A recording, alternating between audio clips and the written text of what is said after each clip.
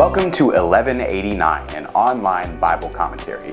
My name is Tyler Marston, and today we're starting a new book of the Bible, Exodus, starting with Exodus chapter 1. So Exodus directly builds off of the story in Genesis, and we remember how God created the world and everything in it. We remember how sin entered the world, and sin separated humanity from God's eternal life, and creation is cursed because of it. We also remember that part of God's plan to redeem humanity and creation from that curse of sin comes through a covenant made with a man named Abraham. God promised Abraham that his descendants would turn into a large nation full of God's people, and that they would bring blessing to all the families of the earth. Part of that blessing included a promise for God to be restored with humanity, to live among them again, in a new creation filled with life and abundance and multiplicity. Now, Abraham and his children and his grandchildren don't quite live up to that expectation, even though there are flashes of covenant faithfulness. The closest we got was Joseph, who, despite his suffering, became a vehicle of blessing and deliverance for many nations in a whole generation. And his bones are sitting in a coffin in Egypt, waiting to be taken back to Canaan. The book of Exodus is going to take that story and those themes and build off of all of them in really interesting ways. Now these are the names of the sons of Israel who came to Egypt with Jacob.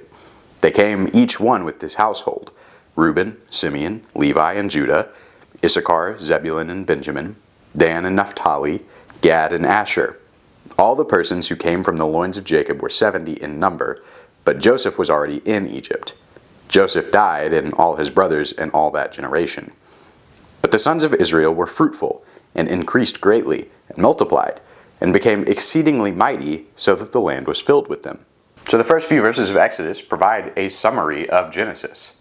We remember how Jacob's 12 sons were delivered through a famine by the suffering and subsequent elevation of their brother Joseph.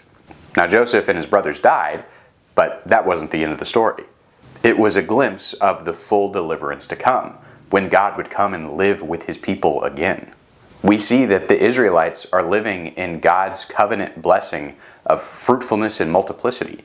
That goes all the way back to Genesis 1's vocation of mankind, where God told them to be fruitful and multiply. And the Israelites are growing in number. Now a new king arose over Egypt, who did not know Joseph. Now in the 400 years or so that have passed since then, Joseph's reputation has been forgotten, at least among the rulers of Egypt.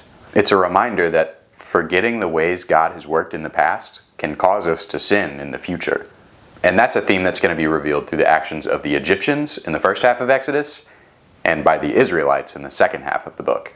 He said to his people, "Behold, the people of the son of Israel are more and mightier than we.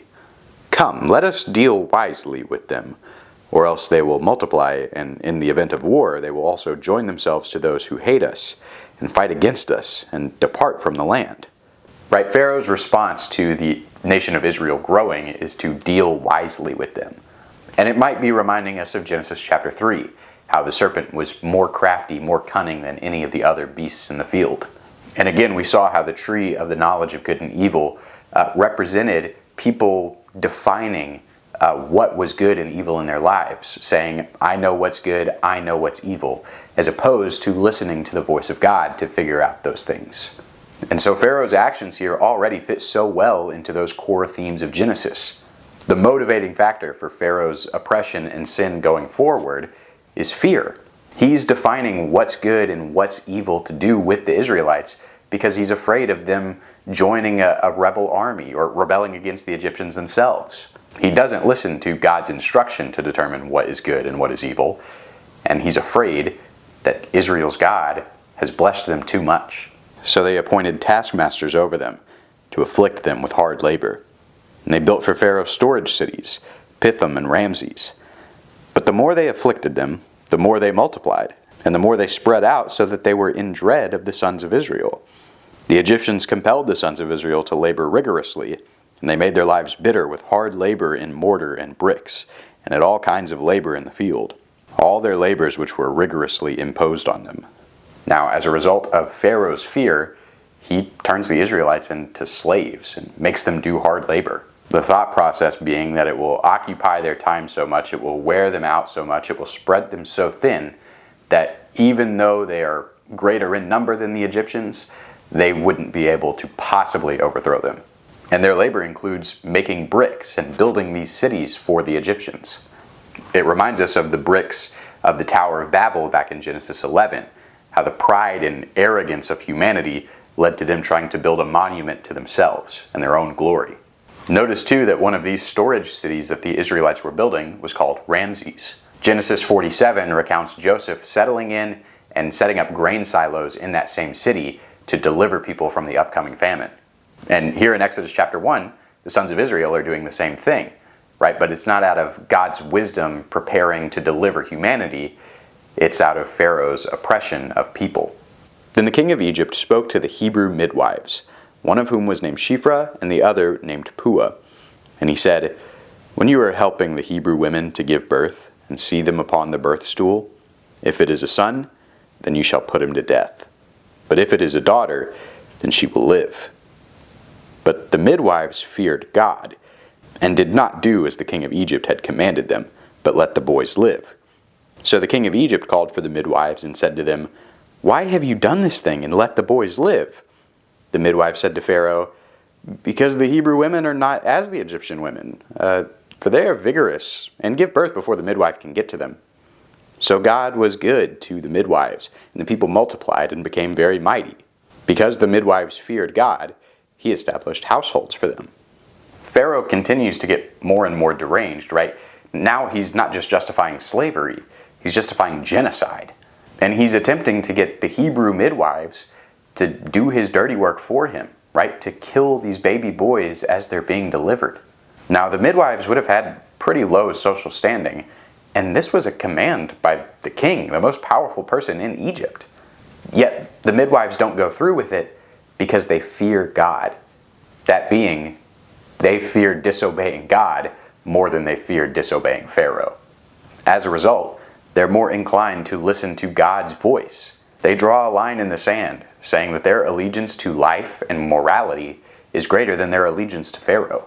Now, this is in sharp contrast to Pharaoh, right, who fears the Israelites more than he fears God. And that's how he justifies these horrible, immoral atrocities. It shows us how a proper reverence for God can completely change how we live our lives. The midwives end up lying to Pharaoh, and God rewards them for it. But unfortunately, it doesn't last very long. Then Pharaoh commanded all his people, saying, "Every son who is born, you are to cast into the Nile, and every daughter you are to keep alive." Pharaoh commands his own Egyptian forces to take over and force genocide on the Israelites. And they slaughter all the baby boys in an attempt to extinguish their family line. But we should be remembering back to God's covenant with Abraham, how his family will inherit the land of Canaan. We should be remembering that God has called them to be a people for his purpose.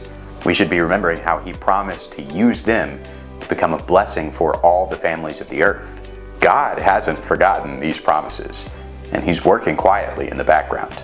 God will raise up a descendant to rescue Israel from this oppression and tyranny, and that is what Exodus, at least the first half, is all about.